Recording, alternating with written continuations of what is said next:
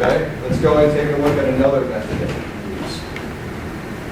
Let's take a look at the assume a voltage or a current method. All right. When I added these two resistances up, I came up with 13 k ohms, yes? Okay, 13 k ohms is greater than 5 k ohms, so I'm going to use that as my starting point for the assume method. And I'm going to assume 1 milliamp across this branch.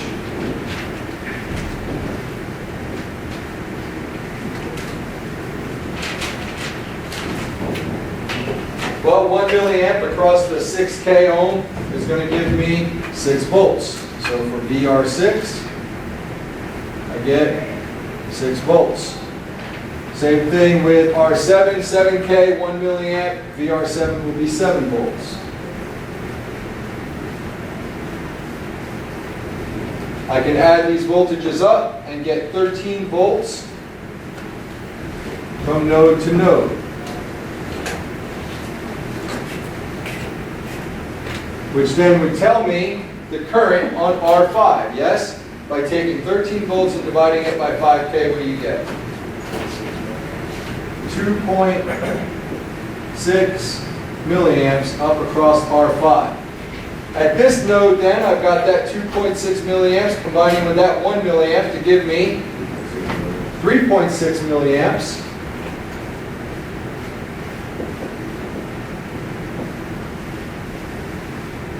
Going there. What's that? Go back to 3.6, go back to I could just take it, this is a series current, right?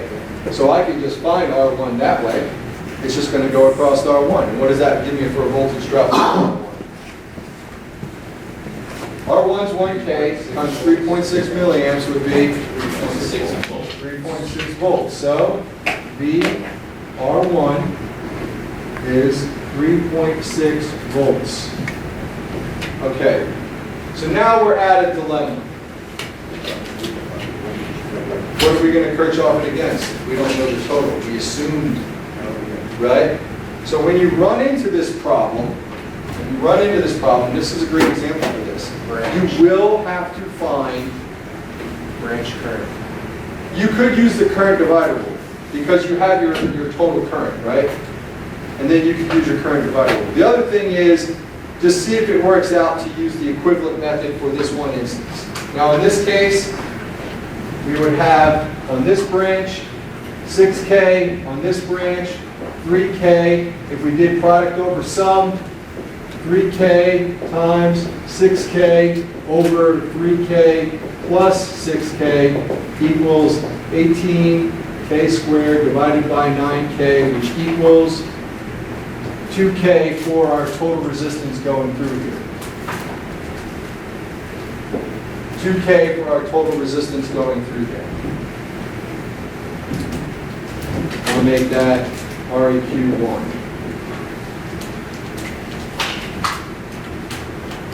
Okay, since we managed to avoid that problem now, we know that this equivalent resistance for this parallel branch is 2K. We can now take that 3.6 milliamps across that 2K, can we not? And what voltage drop does that give us from here to here?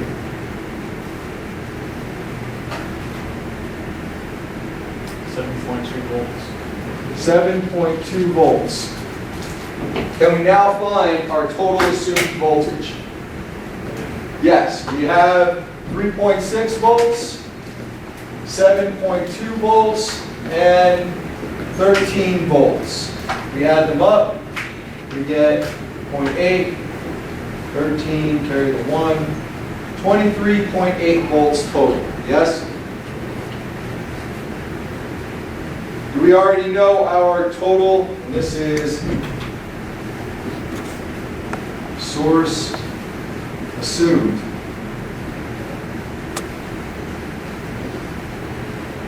We already know our total assumed current, do we not?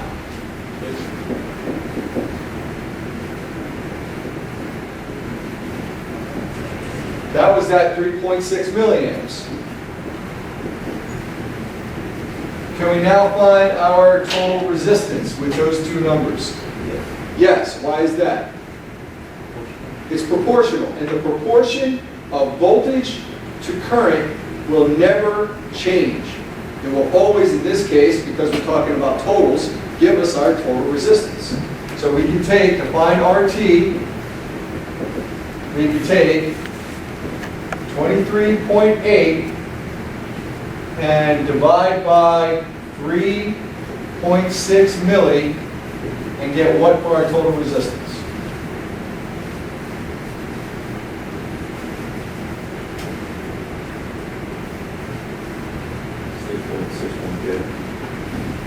$6.61K. Now, for those of you that were taking notes during the equivalent circuit method, is that not the same exact resistance value that we got doing the equivalent circuit method? And I feel like this way is a lot easier, it's a lot cleaner, it's a lot neater. Okay? The next thing we'll look at is how to find the real values of what we are looking for. How do we find the real values of what we are looking for? Right, we need, what's it called?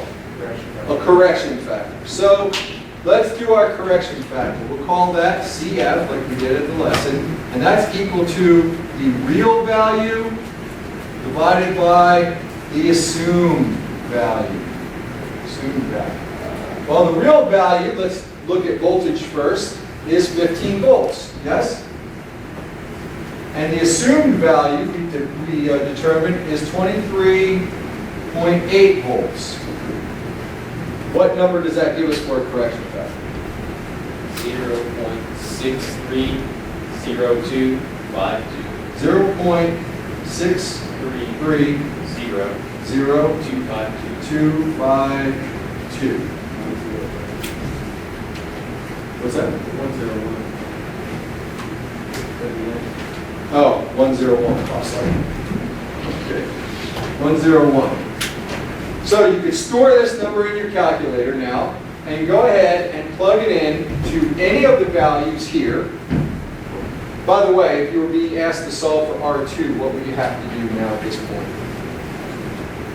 You've got your voltage from here to here, right? It's 7.2 volts.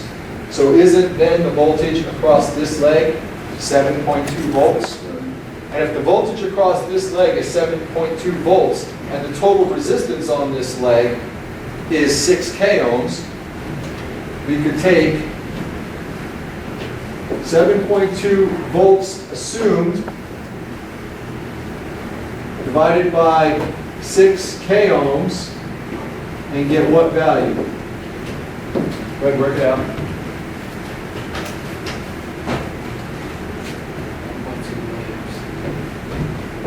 1.2 milliamps, and that's 1.2 milliamps assumed. That's going up that branch. Well, if I had 1.2 milliamps across a 2K ohm resistor, what voltage drop is that going to give me assumed on R2? The R2 assumed will be 4.2 volts.